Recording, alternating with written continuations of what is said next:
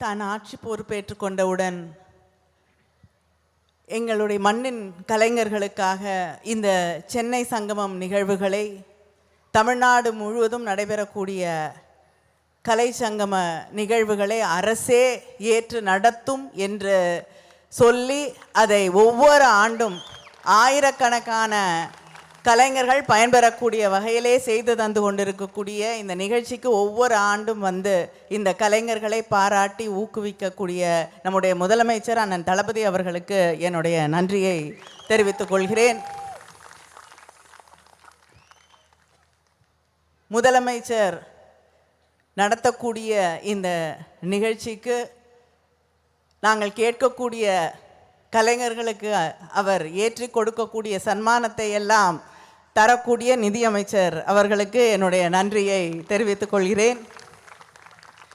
கலை பண்பாட்டுத்துறை அமைச்சர் அவர்களுக்கும் என்னுடைய நன்றியை தெரிவித்துக் கொள்கிறேன். பல விதங்களிலே எங்களுக்கு உறுதுணையாக இருக்கக்கூடிய நம்முடைய அமைச்சர் சேகர்பாபு அவர்களுக்கும் அமைச்சர் ராஜா அவர்களுக்கும் கலை பண்பாட்டுத்துறை இயக்குனர் அவர்களுக்கும் செயலாளர் அவர்களுக்கும் திரு ஹேமநாதன் அவர்களுக்கும் இந்த நிகழ்ச்சியை வடிவமைத்து இயக்கி இருக்கக்கூடிய குமரவேல் அவர்களுக்கும் பிரவீன் அவர்களுக்கும் இசையமைப்பாளர் தர்புகா சிவா அவர்களுக்கும் இந்த நிகழ்ச்சியிலே பங்கேற்று கொண்டிருக்கக்கூடிய அத்தனை கலைஞர்களுக்கும், ஏன்னா ஒவ்வொரு நாளும் ரிஹர்சல்ஸ் அப்படின்னு அவங்கள போட்டு நிறைய கஷ்டப்படுத்தியிருக்கோம்.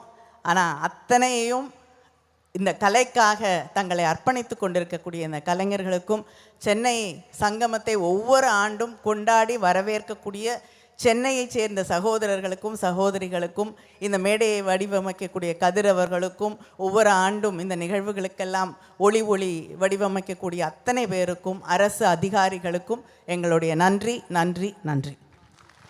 நிகழ்ச்சி இனிதே நிறைவடைந்தது. நாளை ஒவ்வொரு ஆண்டும் முதலமைச்சர் அவர்களோடு வரக்கூடிய எங்களுடைய அன்னியார் அவர்களுக்கும் நன்றியை தெரிவித்துக் கொள்கிறேன்.